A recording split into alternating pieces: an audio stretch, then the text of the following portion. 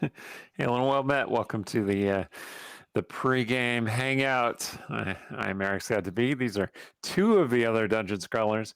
As you could see, we have stuff going on this week. It's a big holiday here in America um, tomorrow, and so many of us are very busy and unable to make it. But Yang Yang and Randy and I are here to hang out with you and chat geeky stuff, and just our minds are melted by this long, long year. So bear with us. It's going to be You great. know, I saw a thing on the, one of the many news articles about shortages and whatnot was that, alcohol, there's going to be shortages of alcohol over the holidays. Oh, And I was like, oh, that's not something you want to hear right before Thanksgiving. Like, that's how a lot of people get through Thanksgiving. Like, right. I mean, yeah, depending on your family and situation. But yeah. Yeah, it's important to remember that the holidays can be great for some people, but they're not always great for everyone. Some of us, it's a really difficult time. It's really stressful and hard to get through it. So keep everybody in mind and keep sending out those good thoughts. Use the holidays as a reminder to reach out to your friends and family who might be having a harder time than you, or just reach out in general. It's always worth it to do that. Oh, hey, I did have something I wanted to do on screen. So I sweet. ordered a little something special for myself a while back, and it finally came. So I ripped off the first thing, which is Secret Lair. Oh, nice. Okay.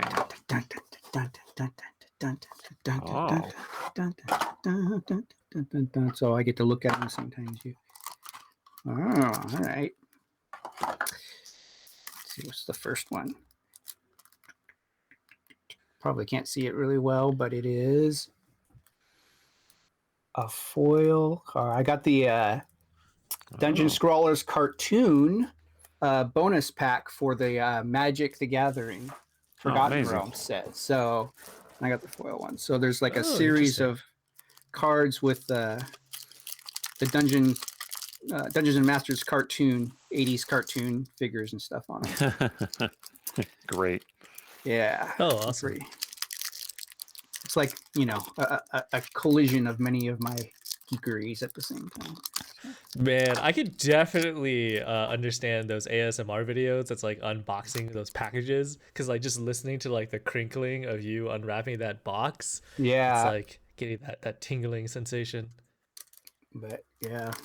Oh yeah, it's like, ooh, what did I get? What did I get? Yeah, you gotta like crush it gently, tear it slowly. And they gave me one booster pack, so I don't know if that was a bonus or like a thank you or whatever, but I can't remember if that was part of the deal. That's probably to get you hooked on booster packs.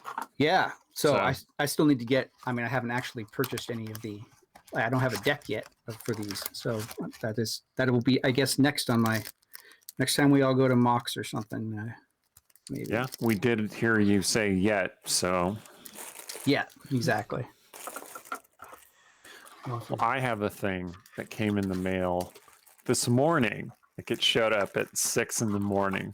to my house, and it is a bunch of dice. I'm gonna show you one of these sets, but I want to give these out to the various people in the Scrawlers because we've been waiting to get these dice from Norse Foundry for a while, and they look pretty awesome.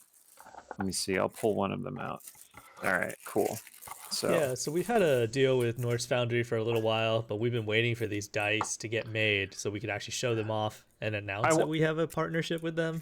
Yeah, I want to say that it's not their fault that we didn't get them. It is entirely our fault and the fault of the postal office. So I blame big government. Yeah, blame big government. So this is one set, and they're all individually wrapped. So this is just going to take me a second to unwrap. Randy, go ahead. I was going to say, no, all love to your postal workers, especially this time of year. Like, oh yeah, they are way underpaid, way overworked, and like the postal office negotiated something with Amazon way back in the early days of Amazon, and somehow that has not really been updated to keep up with the volume of packages. So like they got all kind, like they're delivering, oh, I need this one little like weird thing first thing in the morning. Like your post office are like running themselves crazy, and then it's only gonna get worse with the holidays. So give them love. You can leave little thank you notes and little like even little gifts for them if you have a mailbox and you just throw the thing up like you have outgoing mail. You are allowed to leave little things for them. So yeah, let me clarify. When I say it's the fault of the postal service, I mean that it's my fault for how I misunderstand their policies. Yeah. And it's also a little bit Louis DeJoy's fault. So I mean, both things could be true, like postal service workers could use more love, but also PO box rules can just go F off because they are just so convoluted. Like just not easy sometimes. Who would have thought years ago we'd know the name of the Postmaster General? Anyway, these right here are the Demon's Blood dice. They're aluminum, so they're metal. So I'm not going to roll them on top of my computer because, computers are expensive. You can see the red and black splotches, and they have a little Dungeon Scrawler logo on the D6. Oh, nice. It's amazing. Yeah, I feel like we'll need to take some pictures and then post them on social media. And it's Discord. also the 20 on the D20. Nice. Gotta get some better pics. Yep. Yeah, and they got like nice metallic. Yeah, they got nice metallics and stuff. Yeah, they're very cool. So, all of them are aluminum, I believe. Although Stevens are the only ones that look like they're actual metal dice. They're this great silver color. Anyway, I'll let him show them off. But dice are coming. You're gonna get some Christmas presents, Dungeon Scrawlers. And thank you, Norse Foundry. Your dice are beautiful. Thank you so much. Everybody, please go buy dice from Norse Foundry. You will be glad you did. Anyway. So they actually gave us a promo code for our channel. Ooh. So if you use the promo code Dungeon Scrawlers, all one word, at checkout, you'll get 10% off, which is pretty darn great because they normally don't, like their dice are very premium, and so they normally don't give very big discounts on like anything. So these are high-end dice. 10% saves you a bunch of money. I mean, I can just hear the nice clicky clacky sound as you're. Oh yeah. They do metal, they do bone, they do wood, they do all kinds of specialty materials. I think Steven offered to like give them or send them some bone the next time he was in Alaska, and he was like foraging around in the wilderness. I'm kind of surprised he didn't offer to send them some mushrooms to make mushroom dice. Well, what's great is the guy on the other side was like, yeah, send us the bone. Yeah, give it to us. Here's our address. Amazing. Like, I feel like this is like, oh yeah. So you can tell that Norse Foundry uses like real bones and real materials sourced from the wilderness. Yeah. I was going to make a great episode of like Bones or something like that, like where they have a case where someone basically the way they got rid of a body was to like send the bones to be made into dice or something. Hey, there you go. I mean, that'd be a lot of dice. That'd be a lot of dice. And the dice maker would have to ask 0 questions. Like, like they see a human skeleton in this box and they're like, I don't need to report this. Yeah, this should be dice. I mean, if you broke it up, so it's just a bunch of pieces of bone. I mean, are they going to assemble it all like a jigsaw just to verify what kind of thing the bones came from? I don't know. I mean, I feel like, yeah. And also, if there's any identifiable pieces, like a shape of a skull or something. Who knows? Fair enough. Who knows? If somebody takes this idea and uses it for any purpose, it wasn't us. I was joking. Also, I feel like this is a headline. Florida man makes, dice on a boat. Yeah, there you go. So we're trying a new audio thing. I don't know if you've all noticed.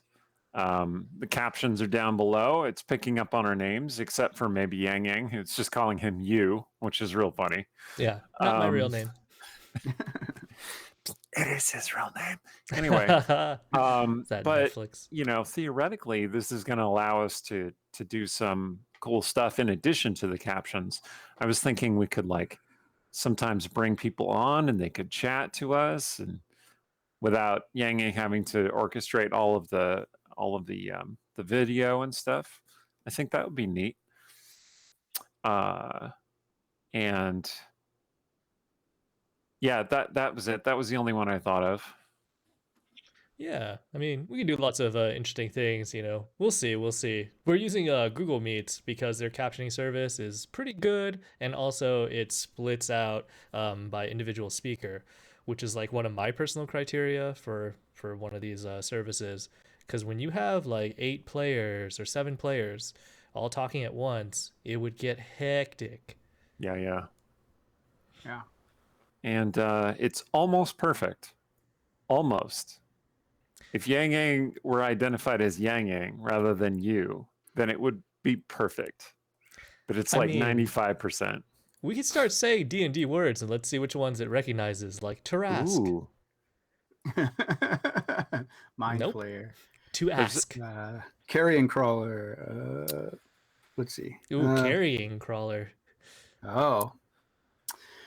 Let's just go with some names here. Let's start with Lilton.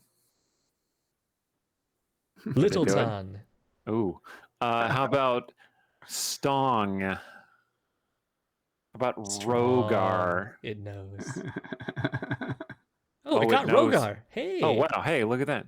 How about Setcelia? Oh, here we go. No, not even, but, you know, phonetically correct. Yeah, and you probably have to say it a little faster, like you would on stream. Cecilia, or Artemisia, or Sturge, Stong, Rogar. Can we program it to recognize certain words? That's interesting. Some of the others do, like Web Captioner offers a version that will automatically turn like certain words or a set of words into their correct version, but not Google Meet. Web Captioner has other problems that I found. But, you know, it's good that we're starting this sort of service and we're playing around with it. Definitely. Tiamat, Bahamut, Glazia, Sharindlar, Havilar, Farida. Shadowbane would probably be easy. Kaelin. Yep. Wow, Havilar became Havilot, so is Havilot of Farida? That's awesome. Quite a lot of Roman terracotta. Yeah, so Google is doing pretty okay with the voice recognition, which is, that's not at all threatening existentially. Anyway. Oh man, I don't even want to talk about the deep fake stuff and what it could mean for the future of actors and news and, you know, all this other junk. Instead, what I'll say is, if there's anybody that wants us to try any words, you know, on this captioning service, just type it into chat. Let us, we'll say them out loud. Remember, only one F-bomb per. Okay. Anti-disestablishmentarianism. Yeah. Whoa, that is good. It got it. It basically got it. That word means the philosophy opposed to the separation of church and state, essentially. Yeah. I feel like fantasy ones would be the tricky ones. So like Mordenkainen's. Maybe it's Mordenkainen's. More than kindness. All right, here we go. Ready? Menzo Berenzan. Oh, that's not bad. Oh. Sweet. So, you know, back on the original topic that we were talking about for the holidays, you know, you guys are talking about reaching out to loved ones and stuff. As a person who is, you know, wasn't born in the U.S., a permanent citizen or a permanent resident, my family doesn't really celebrate the U.S. holidays, but something that is nice is like when my U.S. friends invite us over for the holidays. So, you know, we would celebrate Thanksgiving with some of my friends who've been celebrating Thanksgiving for like over 100 years. So we really get to experience the traditions and the vibe that comes with some of these holidays. Because Wow, your friends are otherwise, old. I'm sorry. Go ahead. so hey, you know, I don't judge. So you know, otherwise, like I could, as an immigrant, I could like look at what I think the holiday is about, and like go buy turkey and like cook a turkey. But it's really not about that big meal. And I mean, you know, in some ways it is because the big meal is great.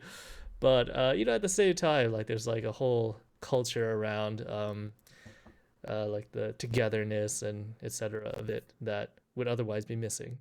So if you do have like, you know, if you know somebody who doesn't necessarily, you know, isn't from the US, or who doesn't necessarily like celebrate, you know, or doesn't know how to celebrate.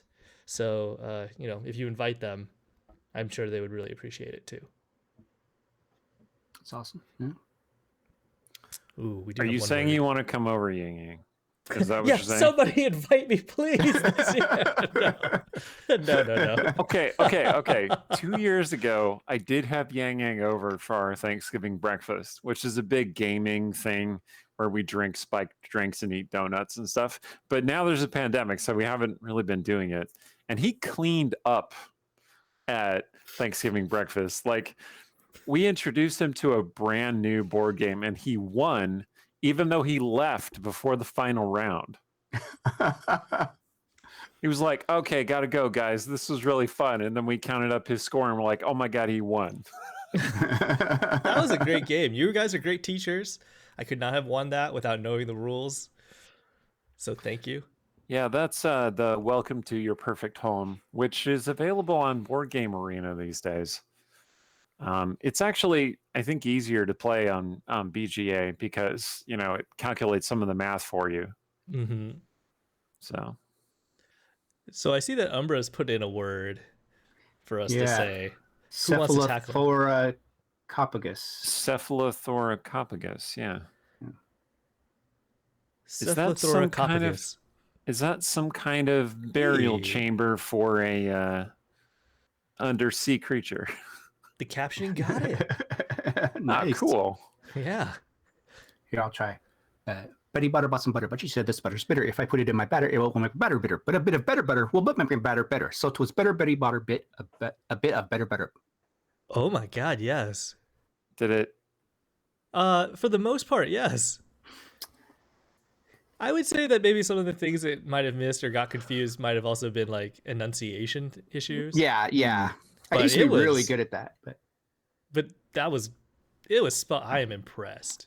But also slightly worried about Google listening in to me all the time now. Yeah, right. Does it only pick up English? Could it pick up other languages? Is it like programmed for English? And so that's what it's listening for? Yeah, there's different modules, but we would have to pick another language. So I believe there was like 4 languages in here. Spanish was another one. Mm-hmm. German was another one, and I can't remember the last one. It's probably like French or something. Oh, maybe it's a Asian language, Chinese, Japanese. That would just blow my mind. My mind is being blown right now. Like, what? There's no safety for me. No matter which language I speak, Google will know. Oh no. Scary stuff. Anyway, so all right. So here's the question. And maybe I asked this question before. I don't really remember, but I'm going to ask again. Wheel of Time, Cowboy Bebop. Right. Yeah. We talked a little about this, Panera. Obviously, I was like super looking forward to Wheel of Time. And I saw it and I love it. And, excellent. You know, all the changes that they made, I'm down with. They certainly have made a lot of changes. It's true. I mean, they've made a lot of changes, but I think they made a lot of in changes a sensible way. in a sensible way, in a way of they're showing things that Robert Jordan took like half a book to tell you in description, you know? Yeah. So I think I'm down with all of that. You are not wrong, sir. And then I think that, the change they made to Perrin was kind of surprising. So I'm going to be interested to see how that plays out. But Which change do you mean exactly? that he has a wife and that things happen. I mean, he didn't even have a wife in the original, so in the book. I think that speaks a little bit to his theme, though. Well, yeah. So that'll be interesting. I read the books 20 years ago, so take this with a very large grain of salt. But I always saw Perrin as the most grounded of the three male leads. Yeah. And so him being, recently married to a young woman who also smiths, which is awesome. Yeah. It kind of speaks to that level of grounding of his character. It kind of sucks that they added her in, gave her almost no lines to speak, and then what happened? It's sort of like they added her, and then it's sort of like okay. But, so we're just gonna do some spoilers for episode 1 of Wheel of Time. I don't want to spoil it, but okay, I'm not gonna. All right. So leave out the context. Right. There's fridging involved in this episode. Okay, and generally, I don't support that as a storytelling technique. It's generally pretty lazy. Agreed. Yeah. It's only cool if you do it with like really cool tarot card references. Anyway, it's fine. It's fine. You're like referencing some very specific thing. Yeah, very specific thing from a long time ago in a season far, far away. Does somebody know what Eric's referencing? Let us know. I think Ben probably knows what I'm referencing. I don't know if he's watching because he's one of our audience members on our Discord has taken it upon himself to watch from the very beginning of the show up to now, and he's I don't know, like 20 episodes into the first season or something, and he'll give us feedback on those episodes, like thoughts about like, ooh, this is interesting what's happening, and ooh, this thing, it could be better, and we're like, yeah, it could be, and it is, generally speaking, by now, but so that's been a really interesting thing to watch. Rumpus nailed it also. Yeah, of course Rumpus nailed it. Rumpus is always on the ball. Good job, Rumpus. Okay, so it translates, it hits Rumpus's name correctly when you say it, but when I say it, it is Rumpus. Okay, Randy, tiebreaker. Rumpus. Nice. Okay. Maybe this will help us all enunciate better. Will it? Can't hurt. Yeah. See, there's this delay, right, between when we say something and then when it shows up on the screen. If we're watching the stream, Yang Yang can see things immediately because he is God and he can see everything. But Randy and myself, we can like just see it on the stream 30 seconds later or so. So we say something and then we're like, oh, okay. Yeah, I can see if I can get rid of that stream delay actually. So something else that's also in the background has nothing to do, that won't, change anybody's viewing experience is, I hope, is that we're moving from Streamlabs to OBS and Stream Elements because of like the news that broke, last week or 2 weeks ago about their terrible business practices. Dang it, terrible business practices are why we can't have nice things. Yeah, tell me about it. Yeah. So we're getting pretty close to the episode time. Which one are we rerunning? Haunting a Briar House, I believe. Haunting a Briar House? You want to take a couple minutes, give a little context for that one? Like remind folks what was going on when we... I feel like that's a reasonable thing to do. So if I recall correctly, and, I am the DM, but like I've done a lot. So correct me if I'm wrong. Haunting a Briar House took place during season 1, and it was chapter 27. So Ben isn't quite there yet, I don't think. The Westgate Irregulars were inside an astral dreadnought. They had leaped into its mouth for reasons, and found themselves inside the huge beast in its dummy plane inside it, where Briar House was located, again because of reasons. And it turned out that several NPCs were trapped there in Briar House. Well, we don't give away the episode itself. We'll just setting up the context. Some NPCs were trapped inside Briar House, as well as a few other things. Yes. So it's a very roleplay heavy and kind of creepy episode. I'm pretty proud of how it came out. I'm trying to remember why we ended up going to the plane in the first place. Like, so we ended up in the astral sea and encountering. That's where and Yang Yang eventually encounters his not girlfriend or his baby mama. Yes, Strong. I don't remember exactly what the motivation was. Yeah. I know you were looking for Briar House. Yeah. So Mirren. Oh, that's right. So Mirren had the Twilight Night was killing everybody that we knew. And so as you do. Mirren had cast, so we gathered the remainder of our friends and stuff in the Briar House. Mirren cast a spell to hide it from the Twilight Night, and somehow that accidentally transported it out of our dimension, and we didn't know where it was. And so we went chasing after it, I think, and we ended up in the Astral Sea, encountering the Githyanki. And then Mirren also sent us into the Astral Sea. So Mirren's really good at sending things into the Astral Sea. That's right. Oh, yeah. I think that might have been an accident too, actually. Oh, of course. By accident, yeah. Then we were captured. Yeah. We were captured by the Githyanki. We were on their warship, their pirate warship in the Astral Sea, and it was attacked by an astral dreadnought.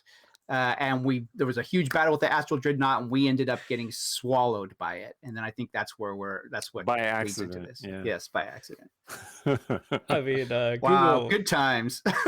Google Meet keeps changing Githyanki to Get Yankee. There's so much less fearsome. Get Yankee. Okay, Gith Yankee. Mm-hmm. How'd that do? Okay. No less amusing. No less terrible. All right. It's fine. Yeah. They're a meme. They've become a meme, though. That is... I don't want to spoil the episode. Yes. That's a source of more than just Stong's not girlfriend.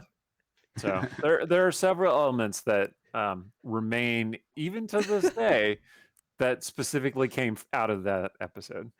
Oh, that's right. Also important that his not I see what Shay is saying. Scaresair. It's funny. No, that's what Google Meet translated it into. So Stong's not girlfriend Scaresair had a red dragon that she rode, and I think that got swallowed by the Astral Dreadnought as well. That's things happened to it during but the battle. I don't want to. I don't want to talk too much about that. No, I was just setting why these things are there. Yeah. Oh yeah. Okay. Well, it is 6:28. I mean, do we have any closing remarks? So we're not going to be back until when? Okay. So the Westgate Irregulars campaign is taking a brief hiatus for the month of December, and we will be back with new episodes in January. However, that doesn't mean that we'll have no new content until then. We're still planning to do some other gaming things, some one-shot things. So keep watching. You'll see announcements and updates. You'll get news on our Discord channel if you're on there. Otherwise, there will be a long mid-season cliffhanger leading up to January. So you're welcome. All right. Oh, also Yang Yang, beard's coming in nice, man. For Movember, right? This will be the very last time that you viewers will see this, because the next time we see each other, it will be in December, and I can finally shave this off. Excellent. Jinx, happy Thanksgiving and happy holidays to you too, Anthemis. Yep. happy holidays, whatever that means for you. And yes, take care of yourselves. Everyone remember, as you go into this holiday season, happy Thanksgiving, Merry Christmas, happy holidays. All holidays matter. Just remind everybody that. Okay. Okay, and then we'll see them. We'll see them for like hangouts and other things, and concentration check is still going on. So we'll be around. And stay tuned in case we do one shots and short little campaigns. I know we have a couple of games that people got as part of Extra Life, and they might want to stream on our stream. We'll see if that happens. We'll see. Anyway. Oh, I see. I wonder who. Okay. Happy holidays. See you later. Stay scrawly.